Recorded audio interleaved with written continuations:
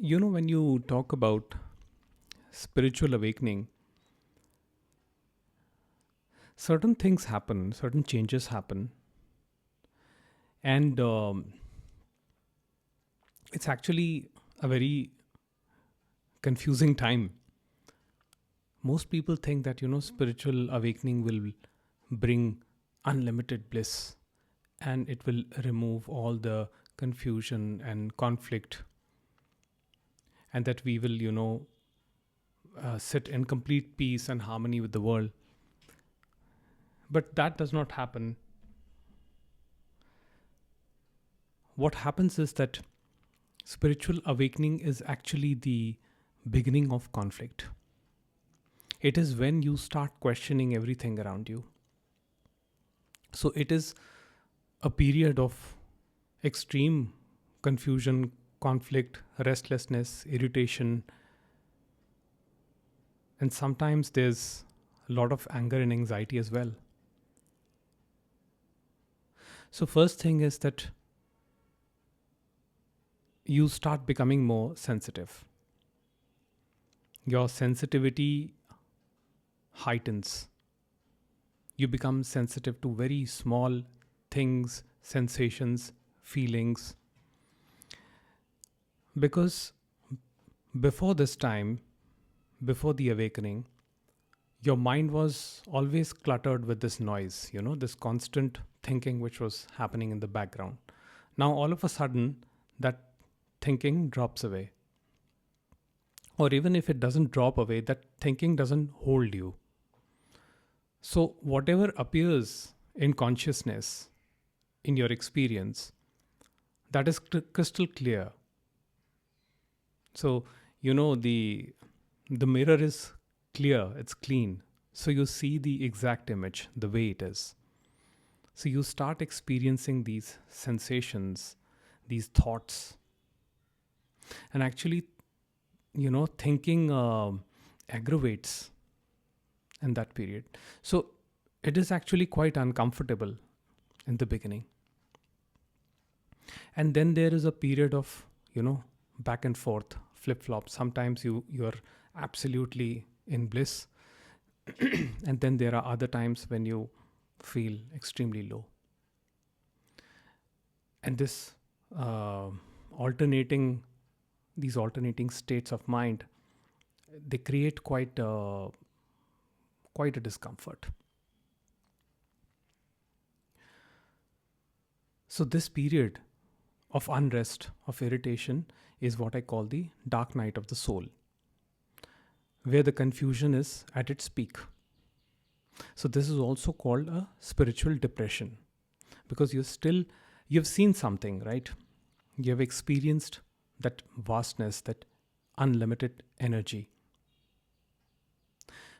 and you have you've seen the transition of this contracted energy into the vast, boundless, infinite energy. But you're still in this body, you're still this mind, and this small mind still questions that although I have seen something so beautiful, so wonderful, why am I trapped in this small, confined location? Why am I so bound? Why do I feel so much pain, so much anger? Why am I so emotionally turbulent?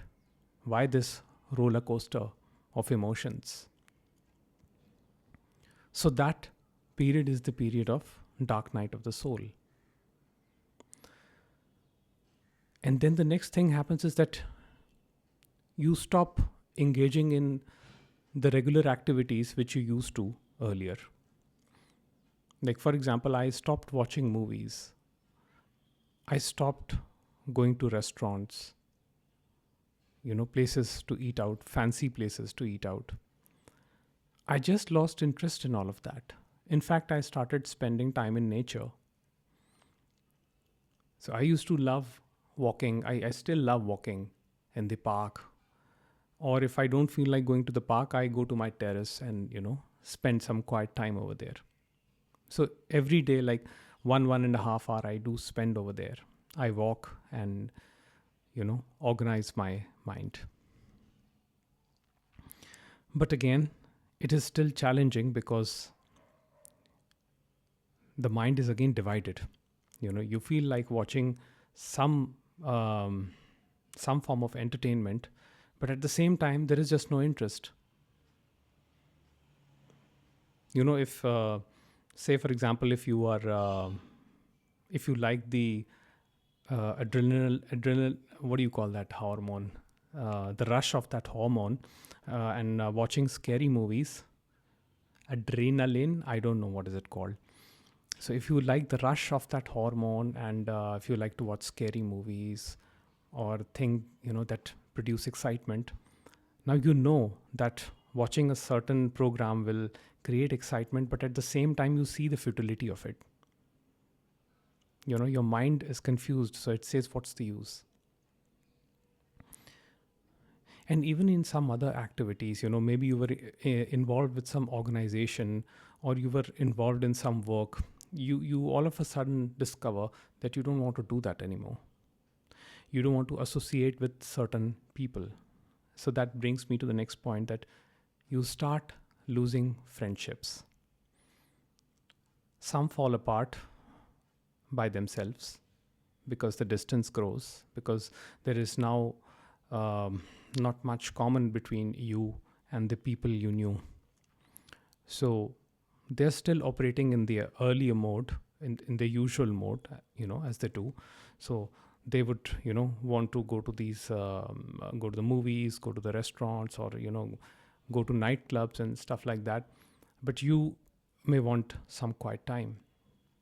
So your priorities change. There is, you mark you observe a shift in your priorities. Now you don't want to spend time in noisy places, in chaotic environments. In fact, you start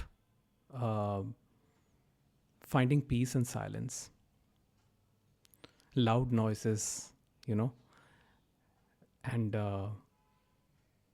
loud music, anything extreme, creates an unpleasant sensation. So that is another thing. So, you all of a sudden now you don't feel like talking about politics or religion, or you don't feel like engaging in gossips as well. You don't feel like criticizing people behind their back. You don't feel like passing judgments on strangers. So naturally you don't feel like associating with those people who do all this. So some of your friends may start moving away from you, thinking that there's something wrong with you. And that can happen even with the family. Even the family may not understand that you are going through a process, that there is a transformation happening. They may not understand this. So they may show concern. In fact, a lot of people start thinking that it is some depression that has kicked in, and then that you need a psychologist or you need therapy of some kind. Sometimes it's just that the person needs to be left alone with their thoughts so that they can, organize themselves and observe, whatever comes up and comes down. So this is the process of the dissolution of the sense of personal identification, which is often quite uncomfortable because this sense has been with you for very long.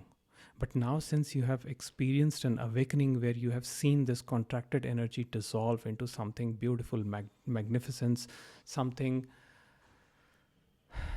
which is eternal, something which you cannot describe in words, but just as a feeling, as a very natural feeling.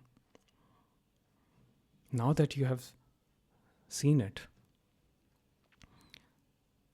you just cannot go back to your old self, to your usual self. And that does upset a few people. And they start wondering, what's wrong with him? What's wrong with them? What are they doing? And,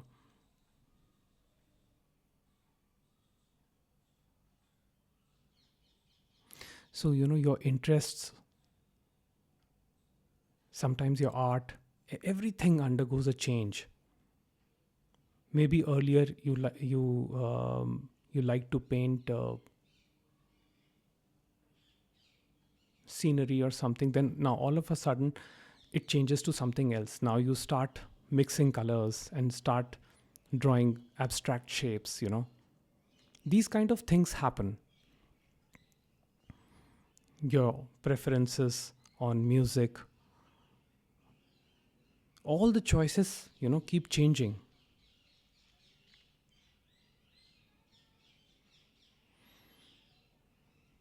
So it is beautiful but uncomfortable at the same time. And most of the time, it's very difficult to figure out what to do because everything seems meaningless.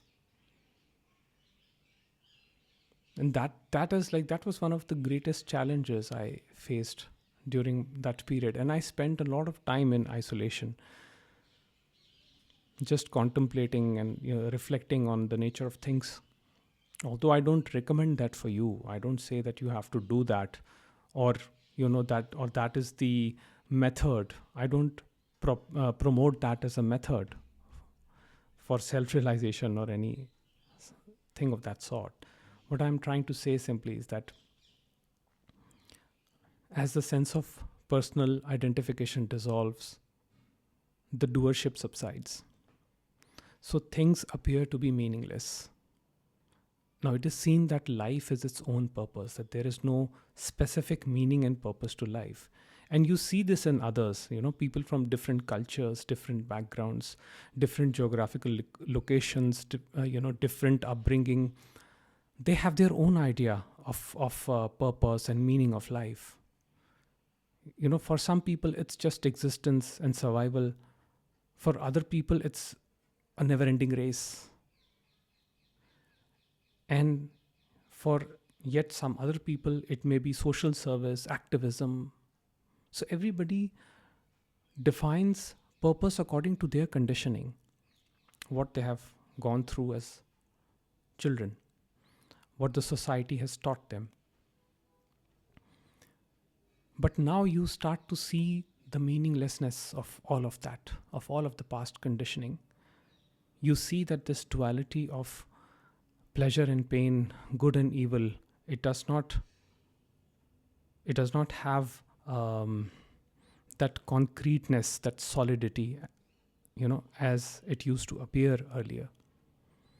So that good cannot be separated by evil. We talk about goodness because we have seen great horrors, great evil. And we talk about evil because we have seen goodness. It's like these two are connected, and there's nothing the individual can do to disconnect that. So sometimes you just don't feel like doing things, and this can kick in as depression as well, because then you start feeling heavy. You don't feel like moving at all, because that state in the scriptures, they call it tamas. Now let me tell you why it's called tamas. Tamas is generally called the laziness, the sloth. But it is actually a very different thing and quite misunderstood, because it is the mind that is rajasic, mind that is hyperactivated, which is constantly working. So the mind is wasting so much energy, there's so much expenditure of energy in terms of thinking, that the body feels the brunt of it. So body acts tamasic while the mind is rajasic. And then there is this confusion, total confusion about life, about things. And sometimes, the person, the little me, just wants to escape everything and just wants to disconnect with everything. I remember in my case, I stopped watching news. I still don't watch any news because I feel that we are not designed to consume so much as we are doing nowadays. We are watching we're watching everything. We're reading so much. We're trying to acquire so much knowledge. But there's a limit to it. How much can you know? And too much information is, thrown on us on social media, on television, and so many other channels. You're sitting in one corner of the world and you're aware of what's happening in the other corner of the world. While that may seem like a good thing, that connectivity may seem like a good thing, but it is draining for the brain to know so much. We are not designed that way. And that is also one reason, because when the depression kicks in, we start watching more and more social media, and just to distract ourselves, just to feel better, feel good. But that kinds of keeps us stuck in the dopamine loop. So dopamine is the chemical which is released in the anticipation of the reward. So we become this dopamine junkie, watching one video after the other, watching news, then sitting on our laptops, then pads, then phones. So when we go outside for a walk, we don't feel like being there for long, because the dopamine that comes naturally, then that's not enough.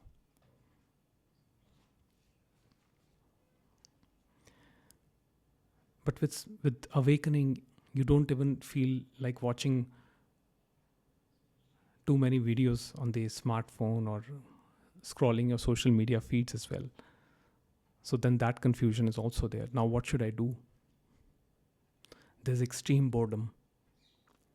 But you see, what is behind that boredom, that is the key to understanding. Because behind boredoms, there's something of great vitality, which when recognized, brings about a great transformation.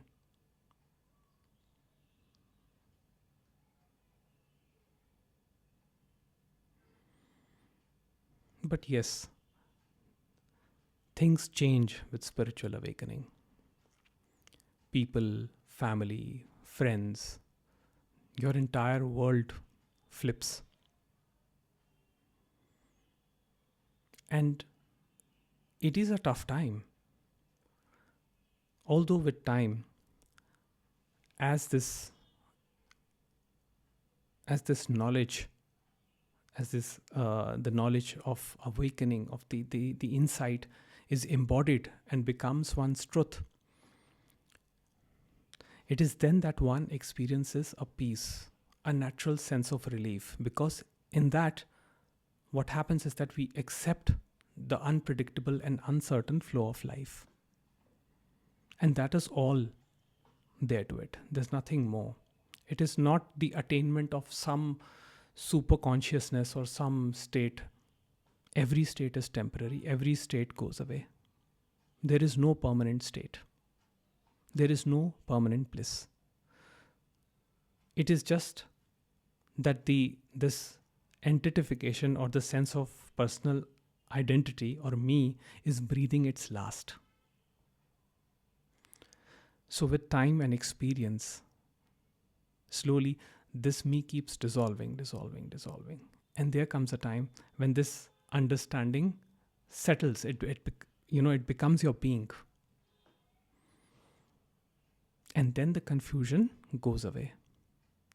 So you see, when your confusion is total, when you're totally confused about everything, when you cannot find a solution to any of the world's problems or to any of your personal problems, it is in that moment that the clarity will come. And the clarity will show that there is actually no problem and there is actually no one that is experiencing the problem. Everything is just a happening. Thoughts arise, feelings arise, sensations arise, but there is no experiencer of all of these. It is simply the happening, which is happening here and now.